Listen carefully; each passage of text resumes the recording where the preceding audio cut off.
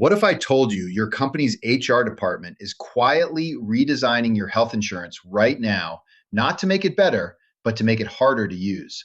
Yeah, today we're looking at the Swift Health Weekly Market Intelligence Brief, covering August 18th through the 24th, 2026.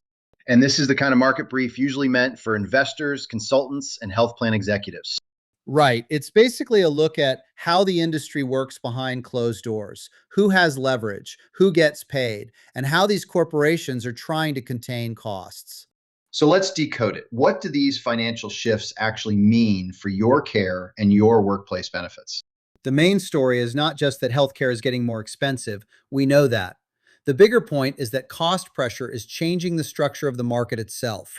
Meaning the expense is forcing a redesign of how you access care and how you pay for it. Exactly.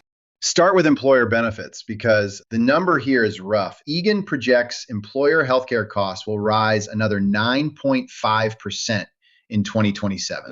That would be a fourth straight year of near double-digit growth, with average total cost per employee pushing past $19,000 a year. And employers historically absorb about 82% of those costs. At that rate, year after year, they can't just keep eating it. So the old approach, small deductible tweaks and a few negotiated discounts, that's over. The brief calls this benefit design under stress. And you can see it in what large employers are doing. Disney is restricting working spouse eligibility. Bloomberg is adding new employee premium contributions. The city of Dallas is eliminating its PPO and moving people into narrower networks. And 48% of large employers expect 2027 changes that increase member out-of-pocket costs. That Dallas move matters. A PPO is about choice. You can go out of network and still get some coverage, usually at a higher price. If a city drops the PPO, it's saying broad choice costs too much. So if you're heading into open enrollment, don't assume this year's plan is basically last year's plan. It may look familiar while access has been tightened underneath you. And one of the biggest drivers here is pharmacy, especially GLP-1 drugs. The Starbucks example in the brief is dropping coverage for GLP-1 weight loss drugs. And the Bank of America number is even more striking. They report spending more than $250 million a year on GLP-1s alone, out of about a $2 billion total healthcare budget. So more than 10% of the whole budget is going to one drug category. And roughly 8 in 10 employers say these medications are driving plan costs higher. Which gets to this idea of medical to pharmacy cost migration. Right, the pharmacy cost hits immediately, every month. The possible medical savings, fewer serious events, better chronic disease control, fewer hospital visits, show up years later. So the employer paying today may not be the one that benefits later if the employee has moved on. That's the mismatch. It's why employers want total cost of care measurement before expanding coverage for expensive therapies. It also raises the question of who really controls pharmacy pricing. Because for a long time, it felt like the drug companies and the PBMs set the rules and everybody else just paid. What's interesting is that the big PBMs are under pressure. Employer reliance on the big three fell from 63% to 54% in 1 year. That's a big drop. It is. And under that pressure, CVS Caremark, Express Scripts, and Optum Rx have agreed to display Trump Rx cash prices in their real-time benefit tools when it's legally allowed and relevant to the plan. Which sounds backwards because a PBM is a middleman. If they make money on the spread between cash pricing and insured pricing, why would they show a cheaper cash option? Because trust is eroding and employers are leaving.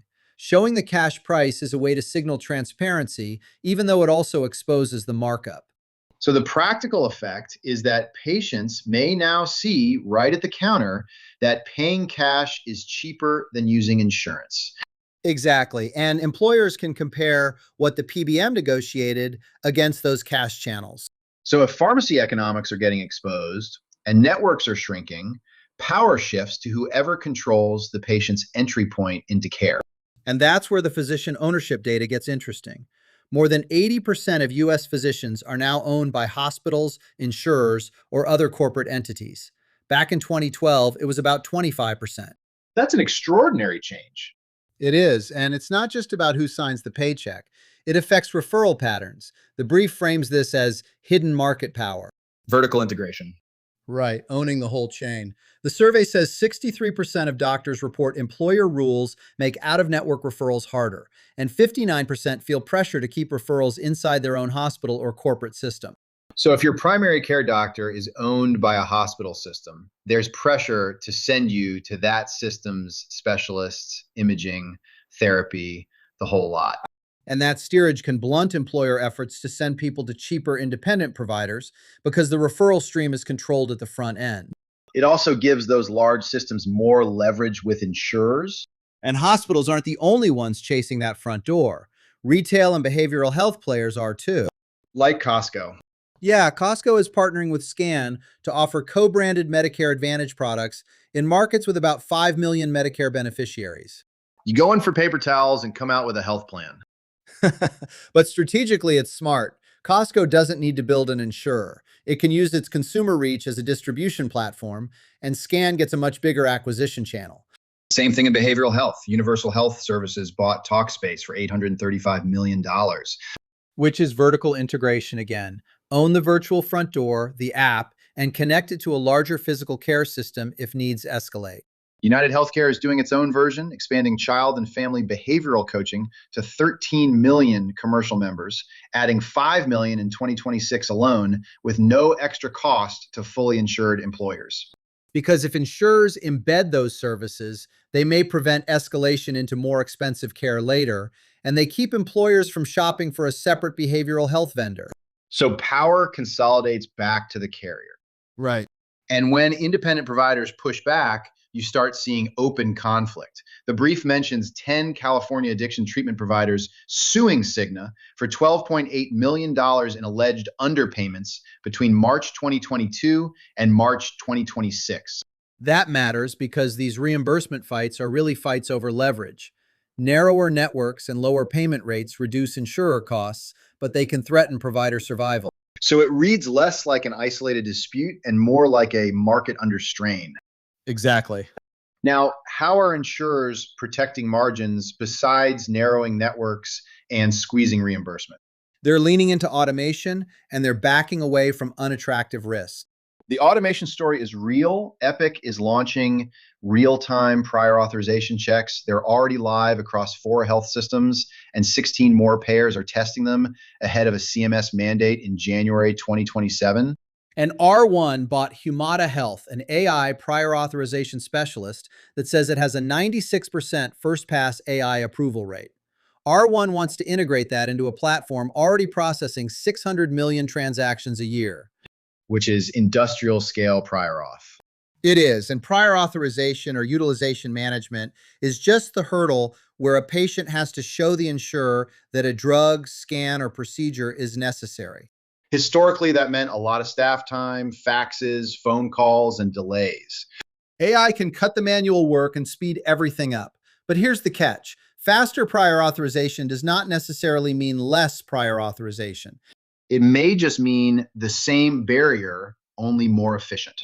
Exactly. The phrase from the brief is frictionless friction. The obstacle stays in place, but it's handled in milliseconds by software instead of over days by people. Great for administrative efficiency, a little less comforting if you're the sick person trying to get through the system. That's the tension.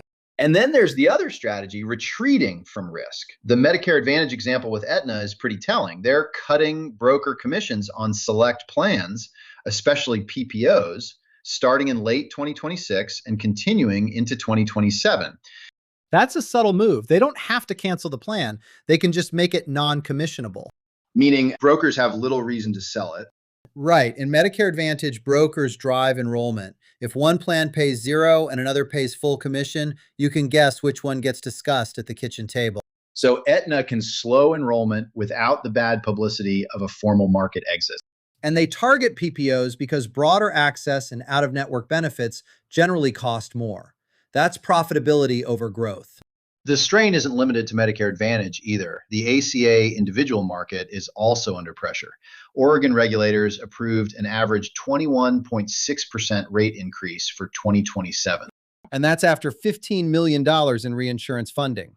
which is basically insurance for insurers. The state helps cover the highest cost patients so carriers don't have to load all of that into everyone's premiums. Even with that support, rates still rose more than 20%. That tells you how strong the underlying claims pressure is. And the most striking detail may be that Oregon regulators are even considering enrollment caps for some plans in 2027. Yeah, once regulators are willing to consider saying, no, this plan has enough people, you can't buy it, that's a serious warning sign. Market stability starts to take precedence over unlimited consumer choice. So if you step back, the pattern is pretty clear. Employers are shifting more cost to workers. Some are restricting spouses, dropping PPOs, or tightening pharmacy coverage. PBMs are being forced to show cash prices. Doctors are increasingly owned by corporate systems that control referrals. Insurers are automating prior auth and quietly avoiding costly risk. And that leads to the brief's hidden insight. This phase of healthcare inflation isn't just pushing premiums higher, it's changing the architecture of the market. Which means narrower access, more steerage, and a bigger fight over who controls your path into care. So when open enrollment comes around, read the fine print. The era of tiny tweaks is over. Narrower networks, spouse carve-outs, pharmacy restrictions, those are real structural changes. And one last detail ties it all together. ITRA enrollment has doubled year over year, now topping 500,000 lives. For people who don't enjoy acronyms, that's an individual coverage health reimbursement arrangement. Which is basically an employer saying, we're not going to manage your health plan anymore. Here's tax-free money. You go buy insurance yourself on the individual market. It's the ultimate transfer of responsibility.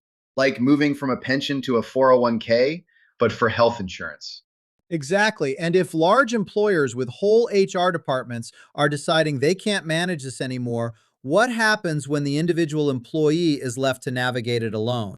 Especially in a market of corporate-owned walled gardens, AI gatekeepers, and complicated pharmacy pricing. That's the real question. Who exactly is looking out for the patient? Something to think about before you check the box on your next enrollment form. Thanks for joining us. Keep reading the fine print, and we'll see you next time.